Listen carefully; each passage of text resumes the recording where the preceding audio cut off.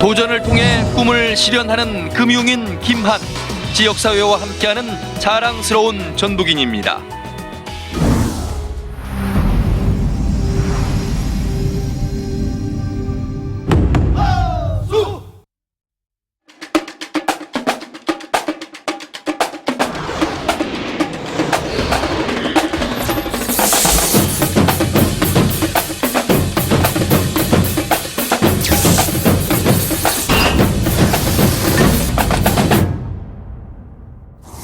안녕하십니까. 시사전북 맛수맛장의 PD 이휘연입니다. 기자 이화연입니다. 지난 맛수맛장에서는 전주시의 일관성 없는 도시계획과 군산 백석제에 추진돼 온 전북대병원 군산분원 건립 논란을 전해드렸습니다. 네, 방송을 보신 시청자분들께서 많은 의견 보내주셨는데요. 전주시가 개발 이익에만 신경 쓰지 말고 공공성을 보다 강화하는 방향으로 도시계획의 장기적인 틀을 세워주길 바란다는 의견이 많았습니다. 전북대병원 군산분원 건립 논란에 대한 방송을 보시고는 백석제의 역사적, 환경적 가치에 대해서 그동안 무관심했는데 자세히 짚어줘서 좋았다. 군산시와 전북대병원이 조속히 대체 부지를 찾고 병원 건립에 속도를 내주길 바란다는 의견을 주셨습니다.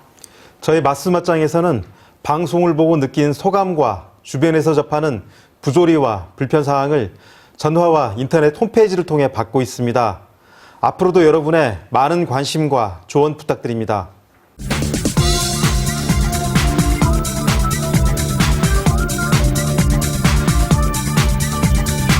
근본적인 빈곤노인에 대한 어떤 정책을 다시 세워야 된다고 생각합니다.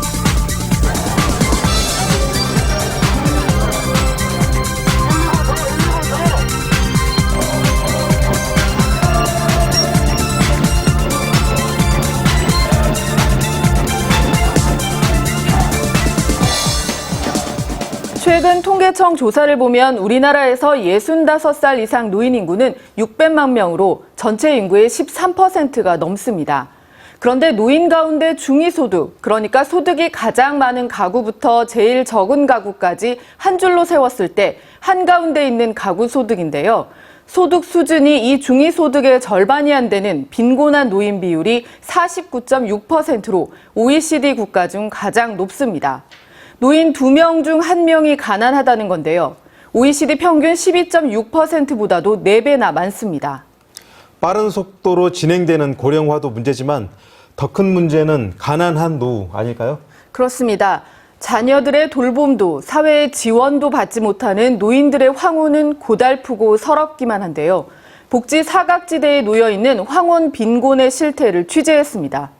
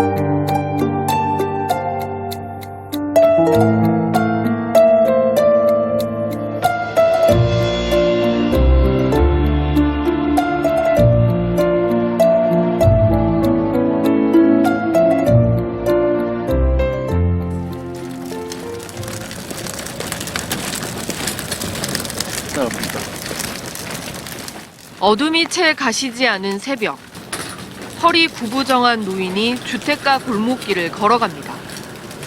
여기저기 두리번거리다 멈춰선 곳, 재활용 쓰레기를 모아놓은 수거함 앞입니다.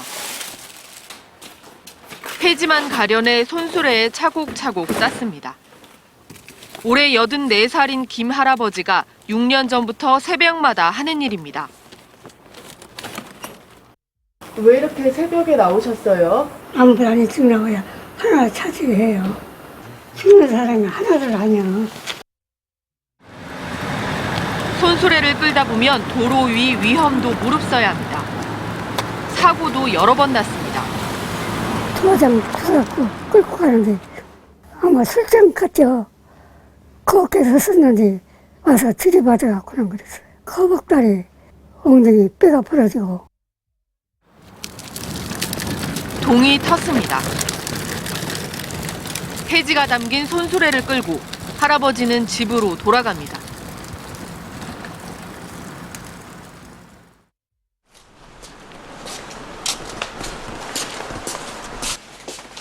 비좁은 집은 폐지로 가득 찼습니다.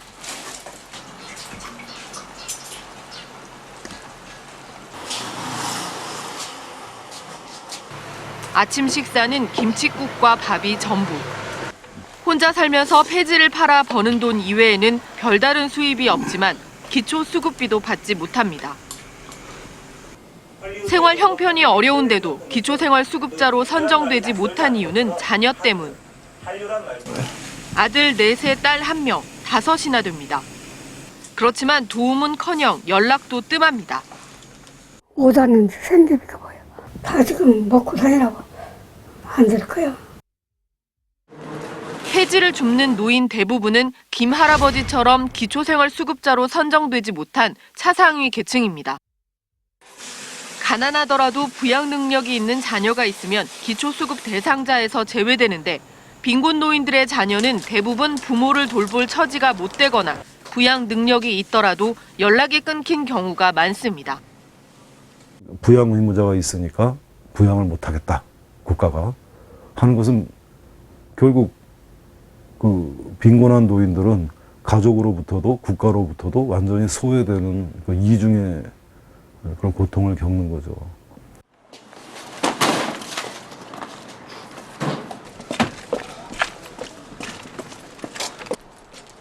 최근 3년 동안 자녀가 있다는 이유로 4만 명이 기초수급 대상에서 탈락했고 이들 대부분은 빈곤 노인들입니다. 그렇다면 기초수급비조차 받지 못하는 노인들이 폐지를 팔면 얼마나 도움이 될까? 김 할아버지가 사흘 동안 꼬박 모은 폐지는 100kg.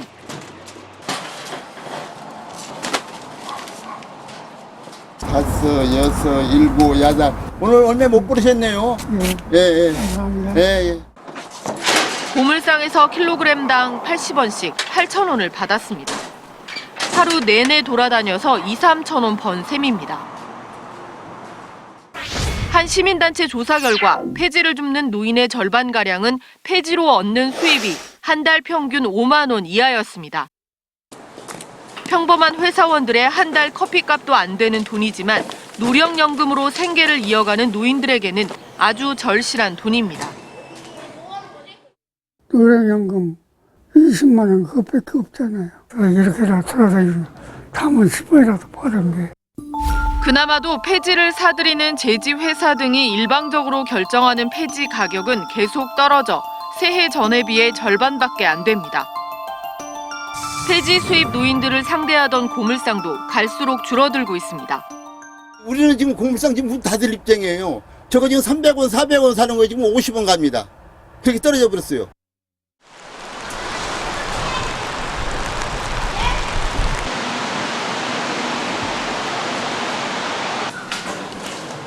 다리가 불편한 강춘식 할아버지.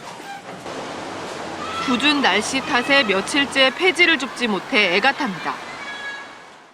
비 오면 이제 박스가 젖어가지고 바깥에서 안 내놔요, 안 내놔. 그 사람 안 내놓고 비가 오면 또 막 죽기가 경기에 또 불편하고 위에 모고 그게 이제 이런 혼자 비 맞고는 이제 유산을 못 받고 위에 모고 안 되잖아요. 걱정 끝에 휠체어에 의지해 아파트 재활용 쓰레기장을 찾아갔지만 아파트 관리소 직원에게 쓴소리만 듣습니다. 어르신이 여기서 안 되죠. 왜 안 돼요? 이건 내가 다 돈 버는 것이지. 부장님이 다 주라고 그러면 나는 그러면 이제 어떡하라고. 폐지가 많이 나오는 아파트나 학교, 공공기관 등은 대부분 전문 위탁업체와 계약을 맺어 수익을 나누고 있어 힘없는 노인들은 폐지를 주우러 거리를 헤맬 수밖에 없습니다. 게다가 폐지 줍는 노인이 갈수록 늘면서 폐지 한 장을 두고 노인들끼리 다툼도 생깁니다.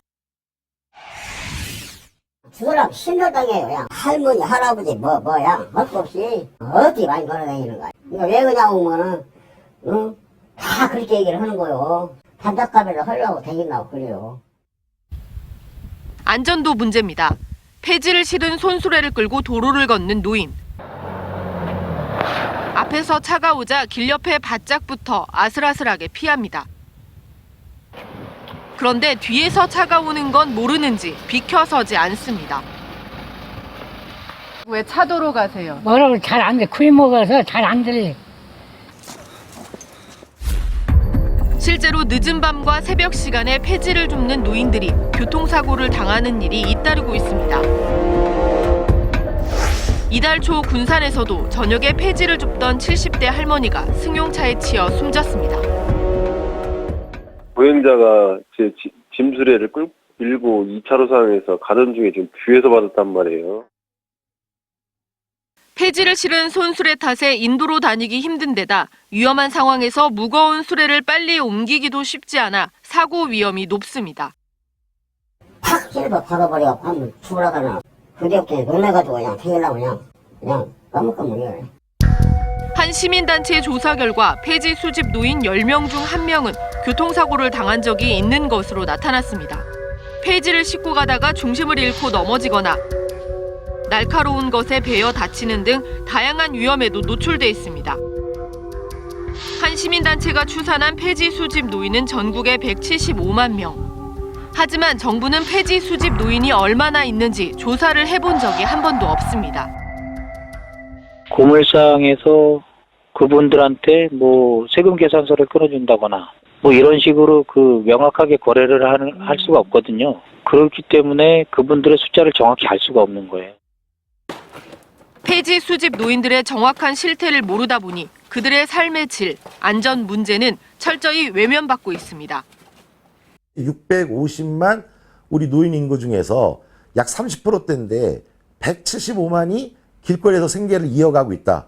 정부가 길거리로 나가지 않고 살 수 있게 만들어줄 수 없다면 최소한 그분들이 일을 하시면서도 최소한 필요한 복지는 있을 거다. 복지 사각지대에 놓여있는 빈곤 노인들. 생존을 위해 폐지를 줍는 노인들을 더 이상 방치해서는 안 됩니다. 노인들이 폐지를 줍는 것이 취미생활로 과연 줍느냐? 그게 아니고 당장의 생존과 생계가 어렵기 때문에 하는 거거든요. 국가가 노인복지의 사각지대를 없애고 진짜 최소화시키고 기본적인 생계 보장을 한다면 그 폐지 줍는 노인들은 사라지겠죠. 폐지 줍는 어르신들의 삶을 보니 1시간에 5,580원인 최저임금마저도 다른 나라 이야기처럼 들리는군요. 하루 몇천 원을 벌기 위해서 온종일 위험 속에서 폐지를 줍는 현실이 안타깝기만 한데요. 이분들을 지원하지 못하는 우리의 기초생활보장제도 좀 문제가 있는 것 같아요. 그렇습니다. 전문가들은 기초생활보장제도가 안고 있는 가장 큰 문제 중 하나로 부양의무제를 지적하고 있습니다. 자녀가 소득이나 재산이 있으면 부양의무가 있는 것으로 간주해 기초생활수급자에서 제외하는 건데요. 지난 2013년 국정감사에서 나온 기초생활수급자 신청 탈락자 현황을 보면 61살 이상 노인 신청자 10명 중 4명은 부양의무제 때문에 탈락한 것으로 나타났습니다. 그런데 현실적으로 자녀가 부양할 수 없는 경우가 대부분이거든요. 그러면 한 달에 20만 원인 노령연금으로만 살아가야 하는데 이게 너무 팍팍하니까 하루 몇천 원이라도 벌자고 힘들고 위험하게 폐지를 주우러 나오는 겁니다. 그래서 부양의무제 폐지 목소리도 나오고 있죠? 네, 그렇습니다. 부양의무제 폐지 목소리는 시민단체는 물론 학계와 국회에서도 나오고 있는데요. 복지부는 부양의무제를 폐지하면 한 해 7조 원의 재원이 더 필요해 어렵다는 입장입니다. 하지만 유럽 선진국 가운데 부양의무제 원칙을 고수하는 나라는 없습니다. 기초생활보장제도의 대상자가 되느냐 안 되느냐는 당사자의 소득과 재산이 있느냐 없느냐만 보는 것이죠. 우리 정부도 복지 사각지대에 놓여 있는 가난한 노인들의 현황을 정확히 파악하고 사회 안전망을 갖추기 위한 정책과 재원을 마련해야 합니다. 정부의 적극적인 관심이 필요한 것 같은데요. 정부만 쳐다보지 않고 폐지 줍는 노인들을 직접 지원하고 있는 여러 움직임들이 있죠. 네, 그렇습니다. 몇몇 자치단체와 사회복지단체에서 폐지 줍는 노인으로 대표되는 황혼 빈곤 문제를 풀기 위한 작은 시도들을 펼치고 있습니다. 노란 가을로 물든 골목길. 81살 고대진 할아버지가 하루의 대부분을 보내는 곳입니다.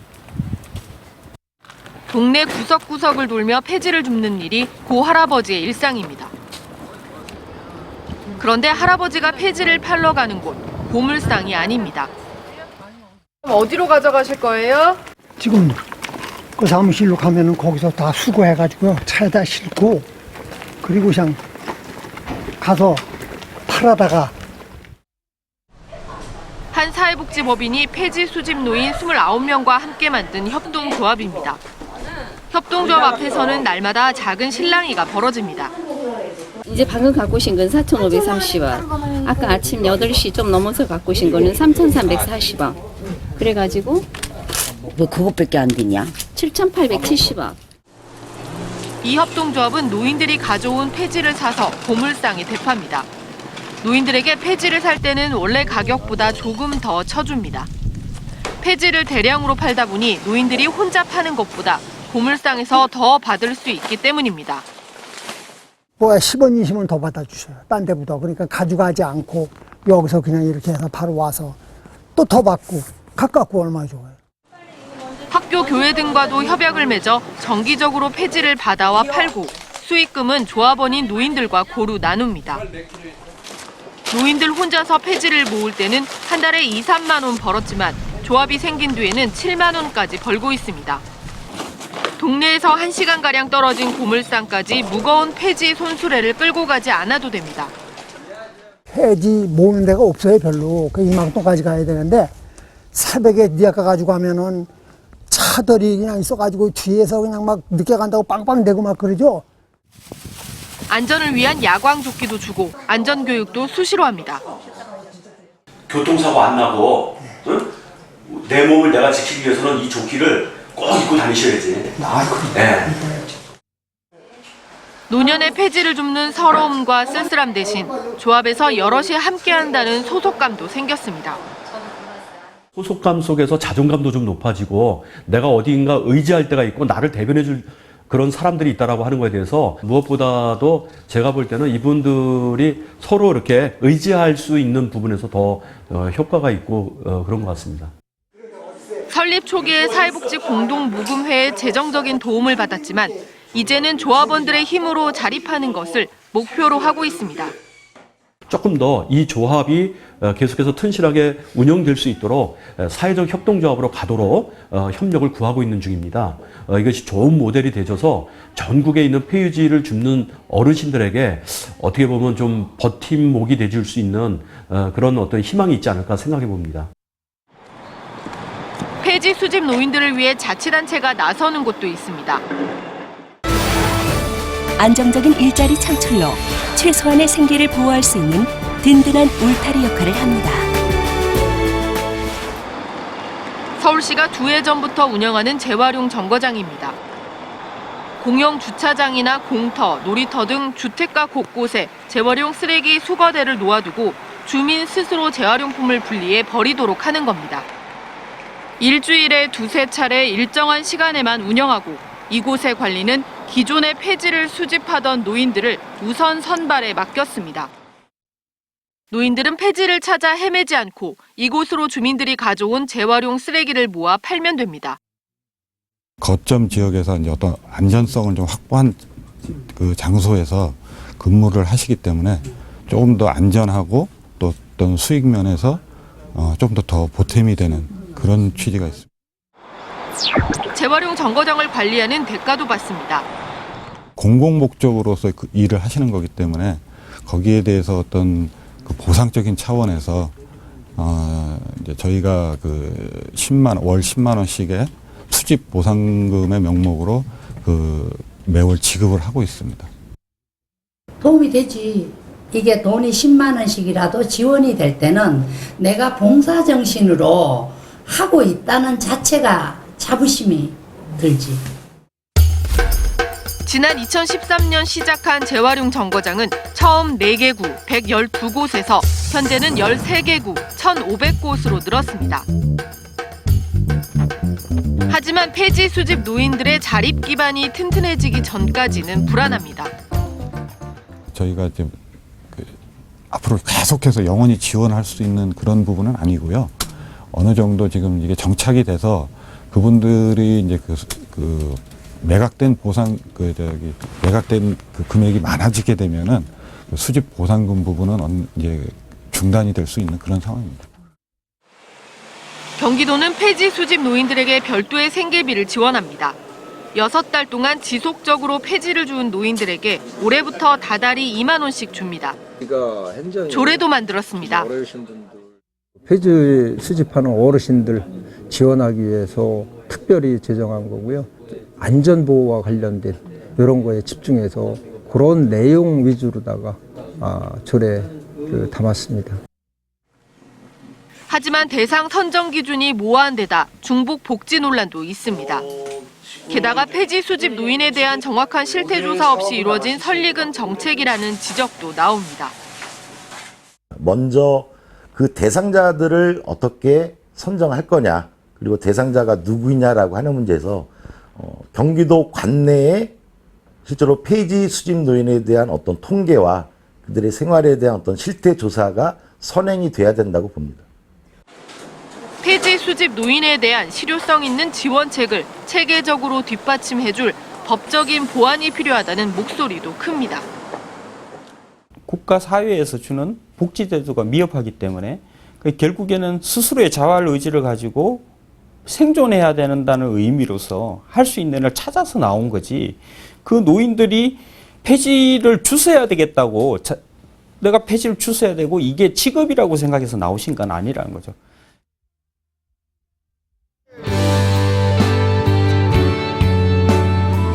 내가 이 나이가 어디를 가서 무엇을 하고 싸우려?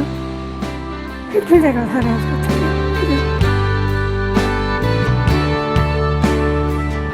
제가 형 80인데요. 80인데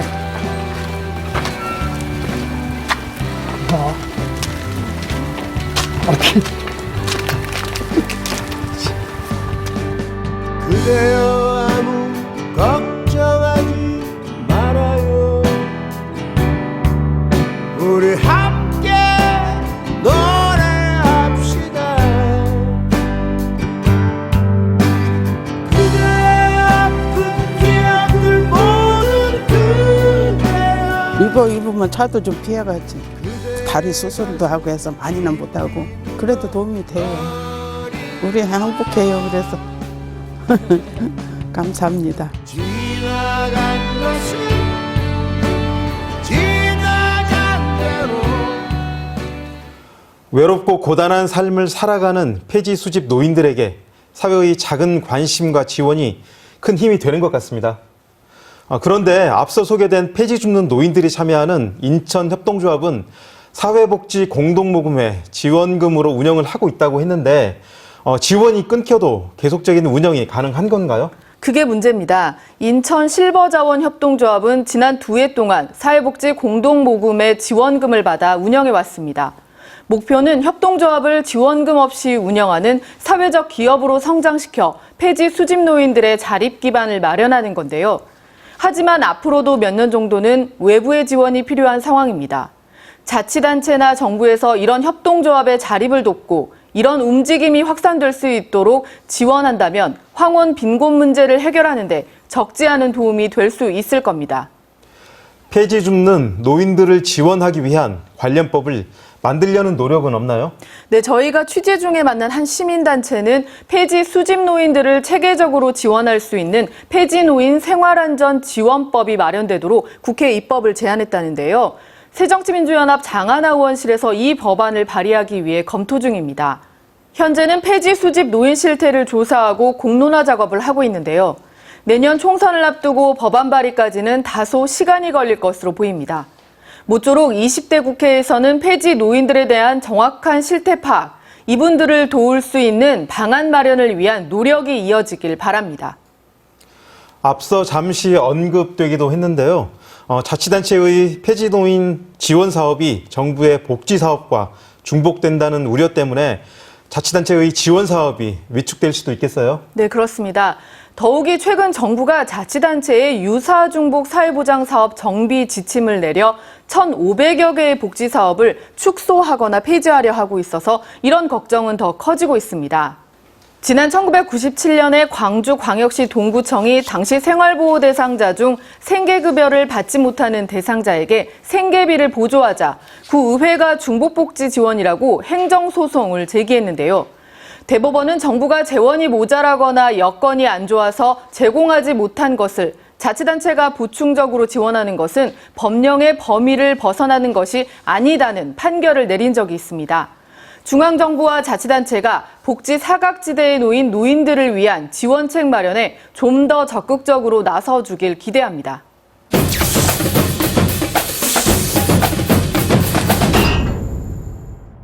지난 21일 전주 월드컵 경기장에서 전북 현대모터스의 K리그 마지막 홈경기가 있었습니다.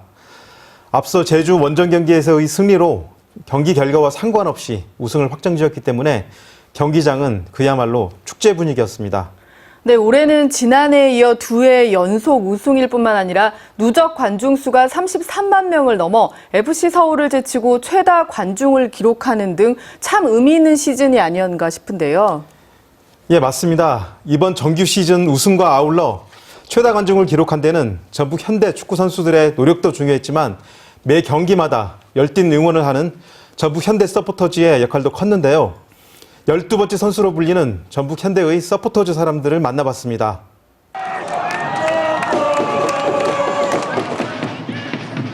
지난 11월 8일 제주에서 있었던 전북 현대모터스의 K리그 원정 경기. 이날 경기는 그 어느 때보다도 치열했습니다. 올해 K리그의 우승 판도가 이 경기의 승패에 달려있기 때문 초반 경기가 쉽게 풀리지 않자 전북 현대팀은 초조해집니다.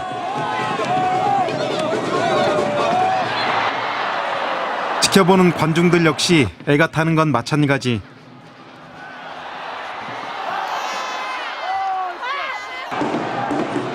치열한 접전을 벌이던 전반 종료 직전 결정적인 기회를 잡은 전북 현대모터스.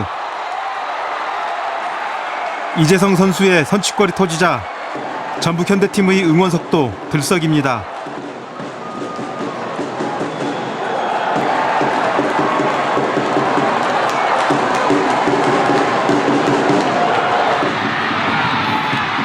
(90분의) 공방 끝에 경기 결과는 1대0 전북의 승리. 전북 현대의 올해 K리그 우승이 확정되는 순간입니다. 지난 2009년 K리그 첫 우승 이후 벌써 4번째. 전북 현대 최강희 감독은 이 영광을 응원석으로 고스란히 전합니다. 전북 현대 K리그 우승의 12번째 주역, 그들의 뜨거운 에너지를 담았습니다.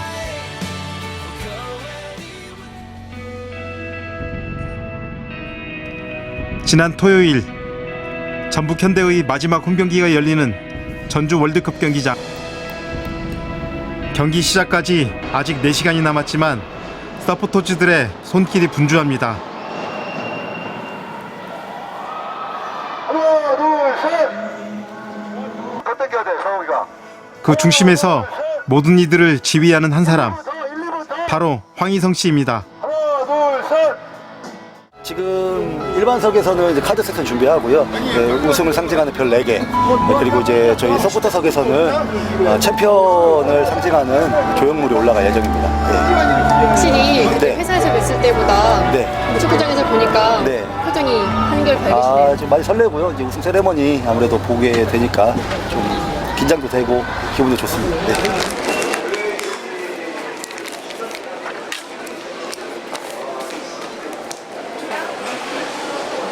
전주의 한 백화점. 황의성 씨는 이곳에서 건강식품을 판매하고 있습니다. 쉽게 드실 수 있는 제품입니다. 네. 제품으로 하나 드릴까요? 네, 하나 제품으로 하나 포장해드리겠습니다. 항상 웃으며 고객을 응대해야 하는 일종의 감정노동. 좋아서 하는 일이지만 때론 고달플 때도 있다는 황의성 씨. 상당히 많이 영향을 미치죠. 우울한 마음도 있고 그런데 어린아이들이 먹었을 때도 매일같이 복잡한 상품 설명을 반복하고 간혹 까다로운 손님을 상대해야 할 때도 있지만 황의성 씨가 즐겁게 일할 수 있는 이유.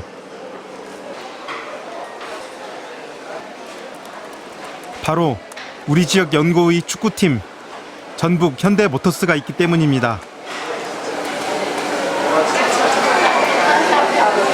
바탕화면 보니까 딱 팬인 것 같네요. 그걸 표현할 수 있는 방법들이 사실 회사에서는 많지 않은데요. 뭐 컴퓨터 바탕화면이랄지 핸드폰 바탕화면 뭐 이런 것들밖에는 없습니다.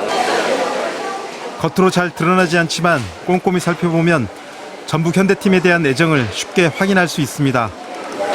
팀이 이기거나 이런 우승을 했을 때는 좀 생활에 엔돌핀이 많이 생겨서 또 근무를 할 때도 굉장히 즐겁고 사람들하고 대화할 때도 훨씬 더 좋은 것 같습니다.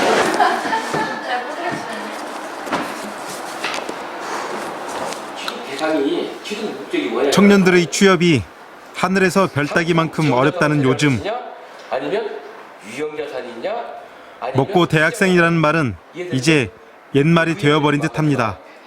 그냥 내가 그냥 써놓은 말이 아니에요. 각자의 꿈을 이루기 위해 강의에 열중하고 있는 학생들. 그 무리엔 올해 20살이 된 박예본 씨도 끼어 있습니다. 거래가 완료가 됐죠. 매입장에 금액이 확정돼 있죠. 묻고 치는 겁니다. 그런데 그 부분을 잘 이해하는데 공부 좀 하는 학생들은 그걸 이해 좀 할 거예요. 그래서 수업 시간인데 수입 받느냐 아니면 소비권. 선생님 뭐라고 했어요? 먼저 영업을 하고 있는 대상이냐 아니냐. 여느 평범한 대학생과 다를 바 없는 박예본 씨. 그 이야기를 지금 아까 제가 그녀의 팍팍한 공부에 힘이 되어주는 것 하나. 이거 감독님이 사인해준 건데 공주. 제가 집에서 공주라고 불리거든요. 막둥이라. 그거 편지에 썼는데 그거 기억하시고 다음에 저한테 공주님이라 써준 거예요. 이거 담요 갖고 다녀요. 애들이 뭐냐고 맨날 물어보는데 다 전북 담요라고 예쁘다고 그리고 이제 저희 별을 하나 더 달아야 돼요. 그날 저녁 5살 터울 언니와 함께 찾은 한 카페. 오늘은 중요한 약속이 있는 날입니다. 노래하고 응원하고가 이뻐. 응원하고 노래하고. 노래하고 맞아, 그래도 예쁘다니까 알겠어. 그럼 이렇게 낫겠지. 챔피언을 그냥 초록 색깔로 밑에. 이들이 열중하고 있는 것은 이틀 후에 있을 전북 현대 마지막 홈경기 응원을 위한 소품 만들기. 전북 현대라는 축구팀은 이들 모두에게 각별합니다. 주말에는 그냥 친구들끼리 만나서 그냥 얘기하고 놀고 뭐 평일에는 일하고 퇴근하고 집에 가서 쉬고 이런 거였는데 우울증 있었거든요. 원래 병원 다녀서 통원치를 했었어요. 학교 다니면서. 근데 고등학교 가서 이거 하면서 그게 하나도 없어져가지고 병원에서 오지 말라고 안 와도 된다고. 저 이거 감독님한테도 말했고 다 말했는데 진짜 제 인생은 전북을 알기 전과 알고 난 후로 나뉜다고. 서스럼 없이. 맞아. 그냥 하나 되는 거예요. 유니폼 초록색 전북이라는 단어 아래서 그냥 하나.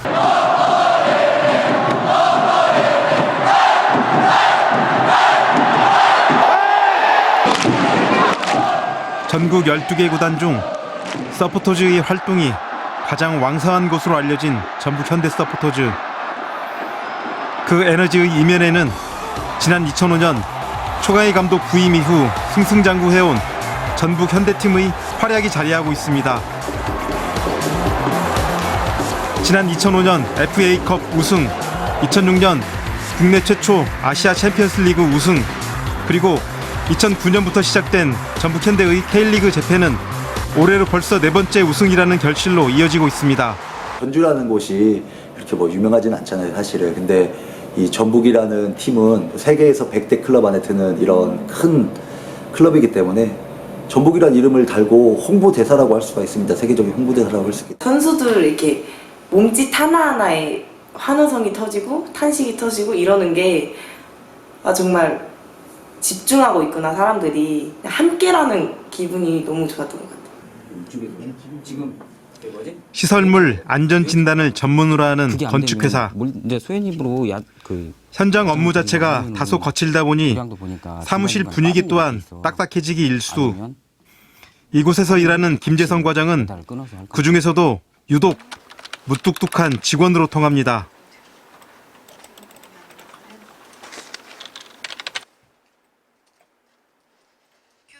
하지만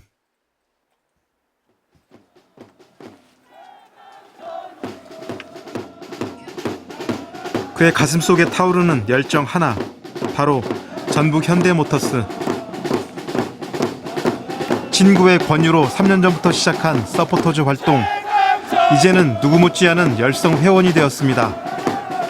지금 이렇게 조용히 사무실에 앉아 계신 모습이랑은 너무 다른 사람 같은데 보시면서 좀 느낌이 새로우실 것 같아요. 좀 이중적인 면일 수도 있는데 사무실에서는 뭐 사무실 맞게끔 일을 해줘야 되는 거고 또 현장에서는 진짜 온몸을 다 써서 응원해야 되는 그런 분위기이기 때문에 좀 대조적으로 비교되는 것 같아요. 사무실에서만큼은 무뚝뚝한 그지만 요즘은 그저 무덤덤할 수만은 없습니다. 그가 손꼽아 기다리고 있는 건 전북 현대의 마지막 홈경기.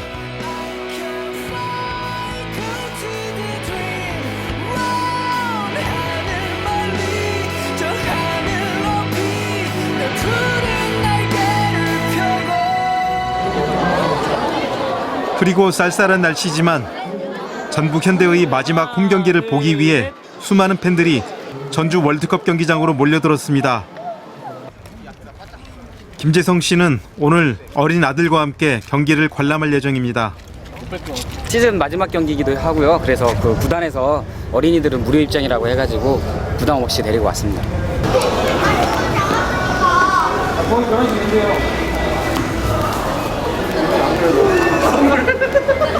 감사합니다. 축하해요. 하는 걸로 얘네들. 사람이 사는 게 않습니까? 얘네들 막 이런 거. 전북 현대 서포터즈 회원으로 만나 평생의 인연이 된 커플. 한 10년 전에 만났거든요. 전북 현대로 통해서 만나가지고. 사회는 장내 아나운서분이 봐주실 것 같아요. 네, 진짜요? 네. 한편 경기장 객석에서는 마지막 홈경기를 응원하기 위한 서포터즈 회원들이 분주하게 움직입니다. 물론 그들 중에는 황희성 씨와 박예본 씨도 섞여 있습니다.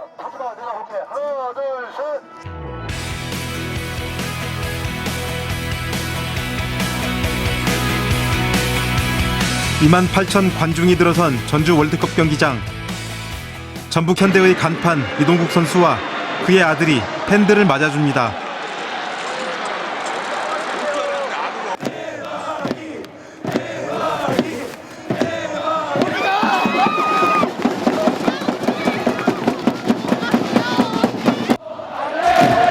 그리고 시작되는 경기.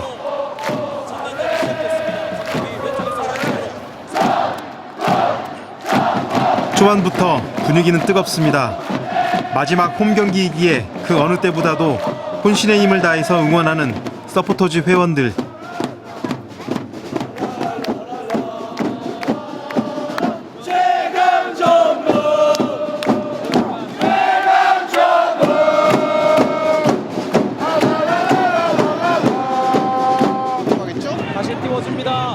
팬들의 응원에 보답하듯 선수들도 최선을 다합니다.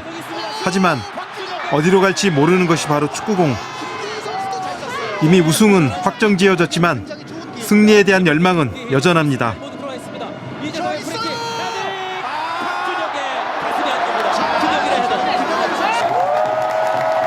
경기 후반 27분 상대팀에게 선취골을 허용한 전북 현대. 하지만 응원의 열기는 쉽게 사그라지지 않습니다. 그리고 후반 36분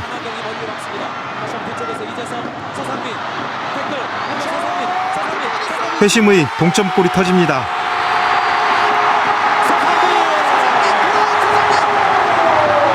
서상민 선수가 뭔가 공격자하면서 역할을 해야 된다는 말씀을 드렸는데 직접 골을 잡아내줬습니다. 아, 최대 신고 복귀 신고를 그렇습니다. 이렇게 확실하게 하는 선수.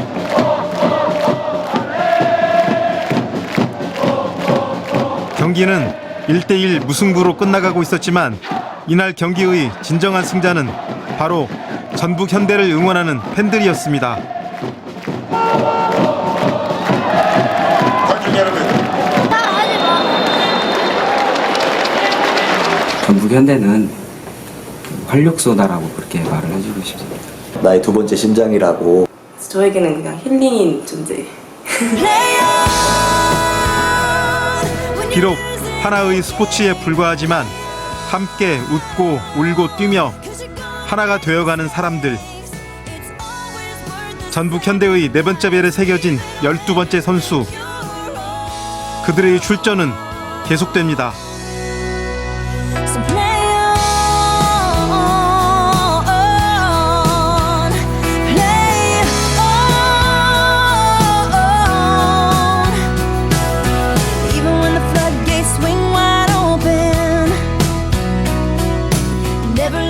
한 목소리로 전북 현대를 응원하는 모습을 보니 이게 팬심이 아닌가 싶은데요. 그 응원이 전북 현대가 좋은 성적을 내는데 큰 힘이 된 것 같습니다. 네, 앞서 말씀드린 대로 전북 현대는 이번에 우승하면서 통산 네 번째 트로피를 품에 안았습니다. 지난해에 이어 2연패인데다가 과거 FA컵, 아시아 챔피언스 리그에서도 우승할 만큼 강력한 전력을 가진 팀으로 손꼽히고 있는데요.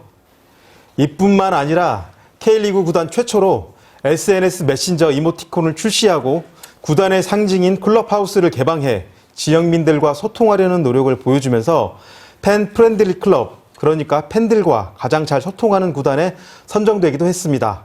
실력과 팬 서비스를 겸비한 구단이니 인기가 좋을 수밖에 없을 텐데요. 올해 2연패를 이어서 내년 3연패까지 기대해도 좋을까요? 예, 많은 사람들이 전북 현대가 과거 3연패를 기록했던 성남 FC의 뒤를 이을 것을 기대하고 있습니다. 최강희 감독 역시 국내 K리그 3연패는 물론 아시아를 대표하는 아시아 챔피언스 리그 우승을 목표로 하고 있는데요.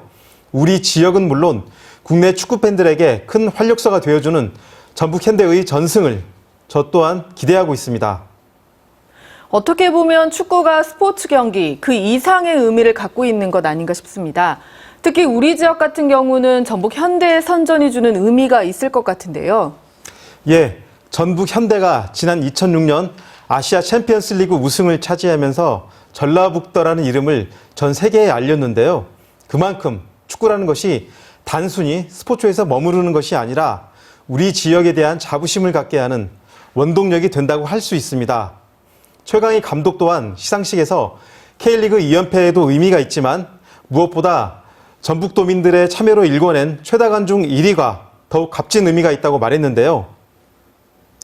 갈수록 찾아오는 관중이 줄면서 국내 축구 리그가 침체된 것 아니냐는 우려의 목소리가 나오고 있는 지금 무엇보다 지역민들이 더 많은 관심을 기울였을 때 국내 축구 리그가 다시 부흥하고 보다 더 많은 사람들이 삶의 에너지를 얻을 수 있지 않을까요?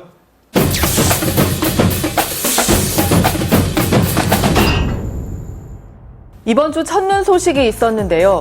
수북이 쌓인 눈과 성큼 다가온 겨울이 폐지 줍는 어르신들에게 반갑지만은 않았을 것 같습니다.